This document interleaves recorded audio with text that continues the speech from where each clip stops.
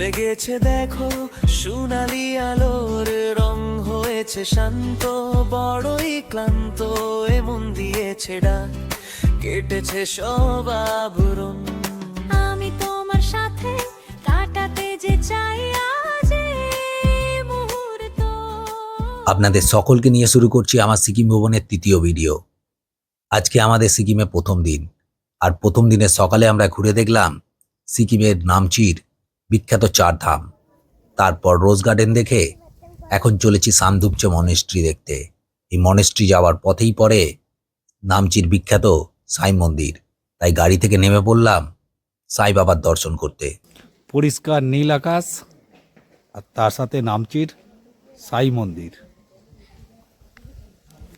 পম্পি ওখানে ডগিগুলো দেখে ভয় পাচ্ছে। আসো আসো আসো। মন্দিরের ভিতরেই কয়েকটা দোকানে বিক্রি হচ্ছে পুজো দেওয়ার জিনিসপত্র। মন্দিরটা বিশাল বড় জায়গা জুড়ে না হলেও সবুজের মাঝে এক সোনার মহল। বাইরের কারুকার্য দেখে নিশ্চয়ই বুঝতে পারছেন ভিতরটা ঠিক কতটা সুন্দর হবে, তবে ক্যামেরা নিষিদ্ধ, তাই ভিতরটা দেখতে হবে নিজের চোখেই। মন্দির প্রাঙ্গণটা বিশাল বড় না হলেও বেশ গোছানো আর সুন্দর, ভালো লাগবে। একটা ছোট্ট শিব মন্দিরও আছে এখানে। হাতে একটু সময় থাকলে অবশ্যই এখানটায় একবার দাঁড়াবেন।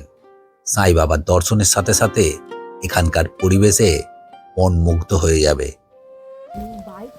এই ধরলো ধরলো এই একে একে ওর কাছে ওর কাছে ওর কাছে যা। নামছি সাই বাবা মন্দির দর্শনের পর এবারে আমরা যাচ্ছি সাংডুপচে মনেস্ট্রি দেখতে। এই হলো সান্দুপচে মনেস্ট্রি যাওয়ার রাস্তা। সান্দাকাপু নয় রে বাবা, সান্দুপচে। পাহাড়ের চূড়ায় কুয়াশার চাদর, প্রকৃতি মাখে আজ মায়ারি আদর, পাথরের বুকে ঝরনার স্বপ্ন। এই হলো সান্দুপচে মনেস্ট্রি গেট, আর এই তার পাশেই রয়েছে টিকিট কাউন্টার। আমরা এখন সান্দুপচে মনেস্ট্রি যাচ্ছি। টিকিট কাটা হয়ে গেছে, সবাই আসছি। আর সামনে গেট থেকে 2-1 মিনিটের হাঁটতে হয়, মানে 150 থেকে 200 মিটার হবে হয়তো। হ্যাঁ, 150 থেকে 200 মিটার দূরে মনেস্ট্রিটা রয়েছে। তো আমরা এখন মনেস্ট্রিতে যাচ্ছি। এইটুকু হাঁটতে হচ্ছে, তবে পাহাড়ে কিন্তু এইটুকু হাঁটতেও কষ্ট লাগে, কিন্তু একেবারে নিরিবিলি আর শান্ত, তাই ভালোও লাগছে এই রাস্তাটা দিয়ে হাঁটতে। স্বপ্নরা ওড়ে ওই সীমানা শুধু, একলা পথিক আমি পাহাড়ের পথে, মন ভেসে চলে ওই মেঘেদের রথে, ধীরে ধীরে বয়ে যায় সময়ের নদী, সবুজেই শান্তি পেতাম যদি নিরবধি। ও রে শান্ত পাহাড়, তোর গভীরতায় মিশে যেতে চাই আমি নিরালায়। চৈনিক সুরে আজ পাহাড়ের গান জুড়িয়ে দিল আমার ক্লান্ত এ প্রাণ। পরিবেশ যতই শান্ত হোক, নীল তার জগতেই।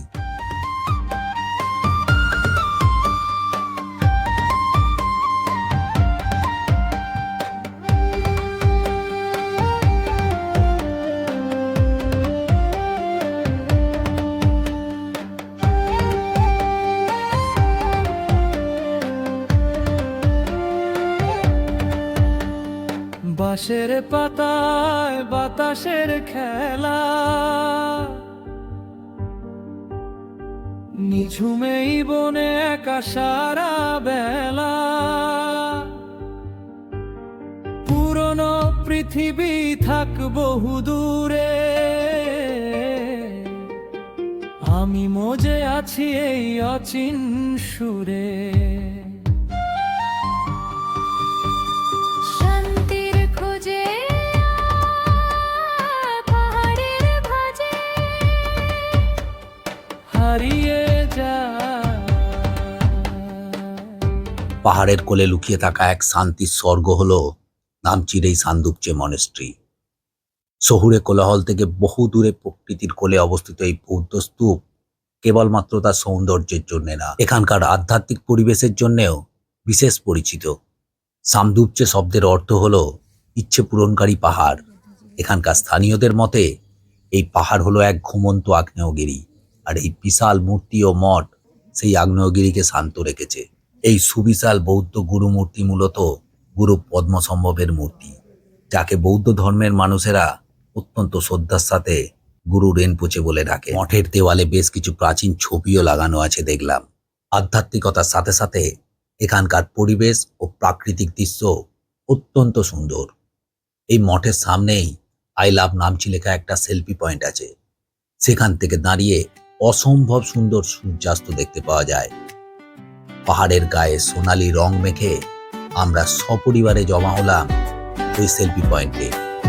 আমাদের সাথে আপনারাও থাকছেন গায়ে সোনালি আলোর রং মেখে। ওই দূর পাহাড়ের গায়ে লেগেছে দেখো সোনালি আলোর রং, হয়েছে শান্ত বড়ই ক্লান্ত, এমন দিয়েছে ডাক কেটেছে সব আবরণ। আমি তোমার সাথে কাটাতে যে চাই আজ এই মুহূর্ত। চলো সব ভুলে, চলো সব বাঁধন খুলে বাঁচি এই মুহূর্ত। সোনামা, কেমন লাগছে এই এটাকে দেখতে? পড়ে থাকো না আজ সব হিসাব নিকাশ, পড়ে থাকে সব চাওয়া, না জানি কতদিন পরে সব কিছু ভুলে এই মুহূর্ত পাওয়া।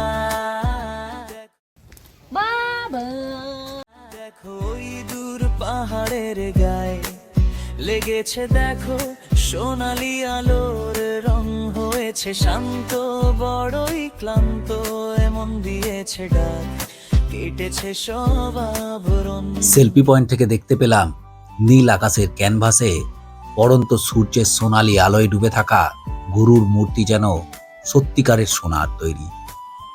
আমাদের এখানে কাটানো সুন্দর মুহূর্তগুলোকে ভাগ করে নিলাম আপনার সাথে।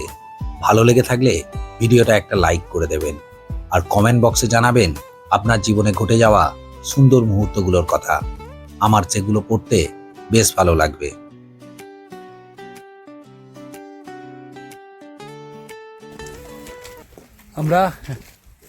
আমাদের হয়ে গেল দেখা সান্দুকচে মনেস্ট্রি। খুব সুন্দর, একেবারে নিরিবিলি নির্জন, পাখির আওয়াজ, চারিদিকে গাছপালা, খুব সুন্দর পরিবেশ, একেবারে শান্ত, মন সত্যি সত্যি শান্ত হয়ে যায়। আর তার সাথে এরকম ফুল রয়েছে, বুঝতে পেরেছেন কতটা ভালো লাগছে? দারুণ লাগছে। কিরণ, কেমন লাগলো বলো? ঠান্ডার মধ্যে নিরিবিলি পরিবেশ, খুবই মনোরম, সুন্দর, ফুল টুল আছে, মূর্তিটা দারুণ, আর প্রচুর লম্বা। এত বড় মানে বৌদ্ধ গুরু মূর্তি আমার মনে হয় না আর নেই। খুব রাগী মূর্তি নেই, এটাই বোধহয় সব থেকে বড়। শিবের মূর্তির সঙ্গে একটু মিল আছে, গোপটা দেওয়া যায়। আচ্ছা, আবার পমি বলছে গুরুর মূর্তি নাকি ভগবান শিবের সাথে মিল আছে, গোপটা আছে বলে, মানে গোপের সাথে আমাদের হাতে ত্রিশূলটাও আছে। হ্যাঁ, কাল ভৈরবের মূর্তির সাথে মিল আছে। ঠিক আছে, মিল সত্যি সত্যি আছে কিনা কমেন্ট করে জানাবেন। আর ভিডিওটা ভালো লেগে থাকলে অবশ্যই একটা লাইক করে দেবেন, আর শেয়ার করে দেবেন নিজের পরিচিত মানুষগুলোর কাছে। সব চাওয়া, না জানি কতদিন পরে সব কিছু ভুলে এই মুহূর্ত পাওয়া। দেখো ওই দূর পাহাড়ের মেয়ে দৌড়ানো লেগেছে ডাক সোনালি আলোর হয়েছে মেয়ের দৌড়ানোকে ফলো করছে বাবা আর মেয়ে, বাবা আর মা দুজনে।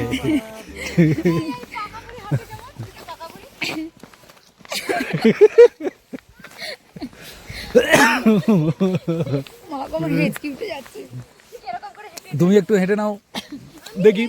না, এটাও ফানি আছে, দেখ জ্যাকেটটা হলুদ, তারও মাথা থেকে আবার একটা সাদা রঙের টুপি।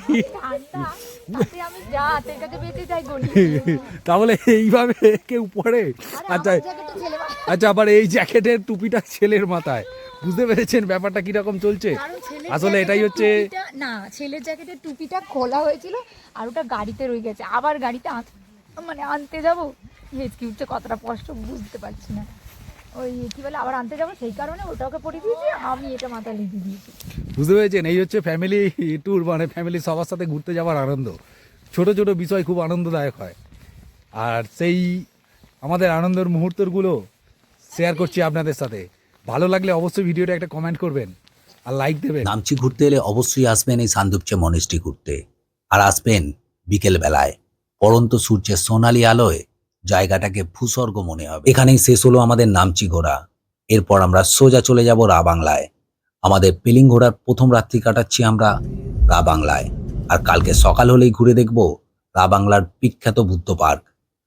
আমরা বিকেল প্রায় 5:30 নাগাদ পৌঁছে গেলাম রা বাংলায় আমাদের হোটেলে। হোটেলটা আমি আগে থেকেই বুক করে রেখেছিলাম।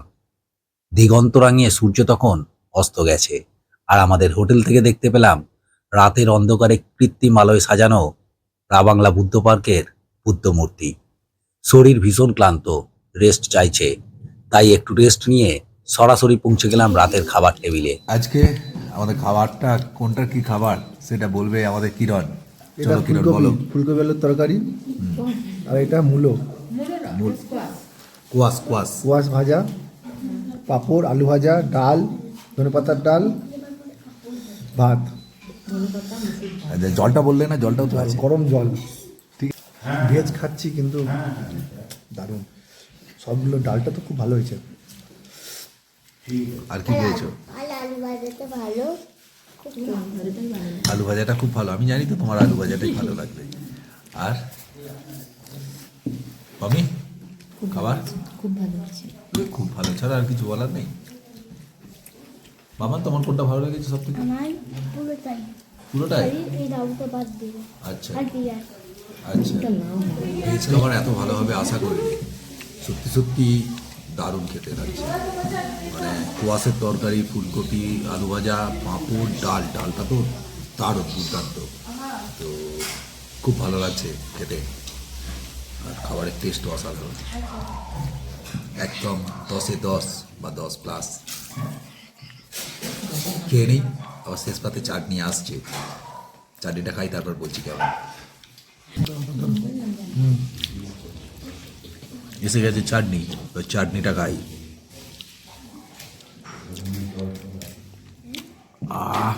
দারুণ, একজন আমাকে শিখিয়েছে চাটনি কিভাবে খেতে হয়।